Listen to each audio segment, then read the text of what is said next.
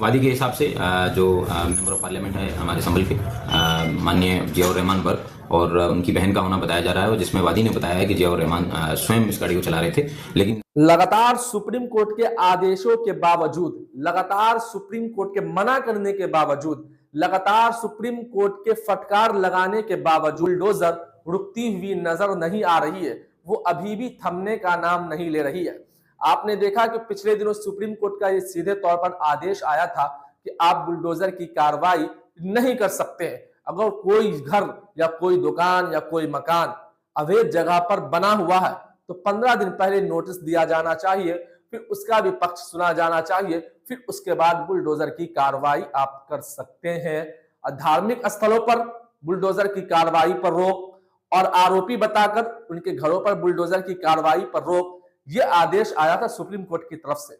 मगर कुछ दिनों तक इस आदेश का पालन चलता रहा, मगर अब सीधे तौर पर फिर से संभल की जो हालात है वो कई दुकानों को अवैध बताकर बुलडोजर की कार्रवाई उस दुकान पर कर दी गई। आपने पिछले ही दिनों देखा कि किस तरीके से संभल की हालात हुई।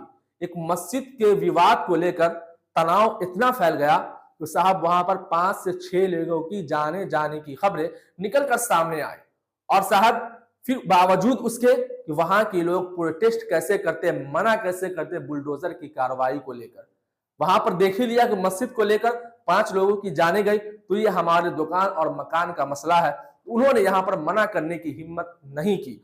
और सीधे तौर पर आप वीडियो में देख सकते हैं कि कई लोग अपने हाथों से अपने दुकानों को खाली करते हुए नजर आ रही है। वहां संभल की जो नगर निगम की जो जेसीबी है वो आज बाजाब्ता तौर पर उसे वहां पर तमाम अवैध जगहों पर जो दुकानें और नाली पर जो दुकानें बनी हुई थी तमाम को जमींदोज किया, तमाम को तोड़ने का काम किया, जो आपके स्क्रीन पर नजर आ रहा होगा। और साथ ही मैं बता दूं आप लोगों को, संभल के जो सांसद है जियाउर रहमान बर्क, उस पर भी अब काल मंडरा रहा है साहब। उन पर भी अब मुश्किलें बढ़ती जा रही है, उनकी भी मुश्किलें कहीं ना कहीं बढ़ती जा रही है।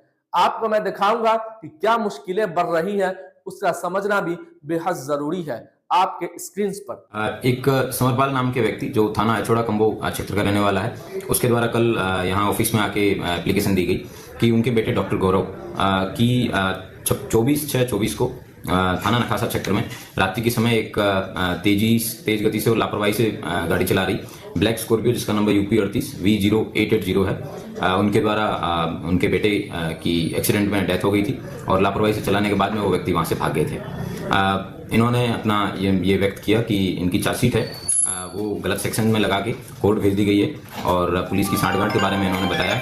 इसके लिए मैंने एडिशनल एसपी नॉर्थ संभल हैं उनको जांच के लिए दे दिया गया है। सर अब क्या इसमें कार्रवाई चल रही है और कौन कौन लोग उसमें गाड़ी में थे?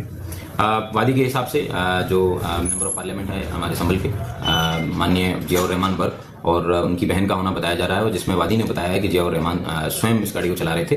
लेकिन इन सभी तथ्यों की जांच है वो एडिशनल एसपी नॉर्थ साहब जांच करेंगे और उसके बाद में जो भी सही तथ्य हैं उनके आधार पर अग्रिम वैधानिक कार्रवाई है वो सुनिश्चित की जाएगी। जिस तरह से तो आप लोगों ने वीडियो में देख लिया जिस तरीके से संभल के सांसद जियाउर रहमान बर्क की मुश्किलें बढ़ती हुई नजर आ रही है। और मैंने आप लोगों को शुरू में बताना ही भूल गया कि संभल में जो बुलडोजर की कार्रवाई हो रही है उस पर असदुद्दीन ओवैसी साहब ने बहुत जबरदस्त तरीके से ट्वीट किया और सीधे तौर पर यह बात कही कि सुप्रीम कोर्ट के आदेशों का उल्लंघन किया जा रहा है। 15 दिन पहले नोटिस देना था वो भी नहीं मिल रहा है और डायरेक्ट सीधे तौर पर बुलडोजर की कार्रवाई की जा रही है। वो आपको स्क्रीन पर दिख रहा होगा, आप वीडियो पॉज करके उस ट्वीट को पढ़ सकते हैं और इस वीडियो के बारे में आप क्या कुछ राय रखते हैं आप अपनी राय जरूर हमें कमेंट बॉक्स में बताइएगा और इस वीडियो को ज्यादा से ज्यादा लोगों तक जरूर शेयर करने की कोशिश कीजिएगा। फिर मिलते हैं एक नई वीडियो में नए अंदाज के साथ, नए खबर के साथ। जब तक के लिए वस्सलाम।